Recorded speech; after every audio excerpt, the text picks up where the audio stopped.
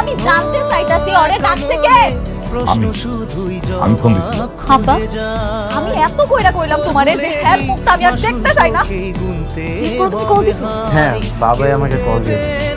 লোকটা যেভাবে তোমাকে অপমান করছিল সেটা তো বাবা সহ্য করতে পারেনি। তুমি তো রাগ করে আছো। আচ্ছা, লোকটা যেভাবে তোমাকে অপমান করেছে এটা বাবা কিভাবে সহ্য করতে বলো? সব সময় যে তুমি আমার সবকিছু এটা সবাইকে প্রমাণ করার দরকার নেই।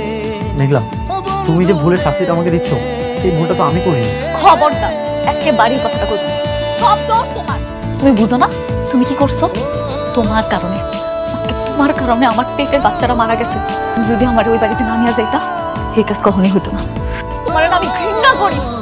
আল্লাহর দোহাই লাগে তুমি আমার মুক্তি দাও, আমার বাঁচতে দাও, তুমি পাইলা দাও। আমার কথা হইছে তো এইবার। না মা, মেঘলা তো ঠিকই বলেছে। সব ভুল আমার। ওর জীবনে যতটা বিপদ সবকিছুই আমার জন্য। মেঘলা, তুমি যেমনটা কষ্ট পাচ্ছ আমিও কিন্তু ঠিক একইভাবে কষ্ট পাচ্ছি। আমিও তো আমাদের সন্তানের কত স্বপ্ন দেখেছিলাম, সব কিছু এক নিমিষে শেষ হয়ে গেছে। ঠিক আছে, চলে যাচ্ছি।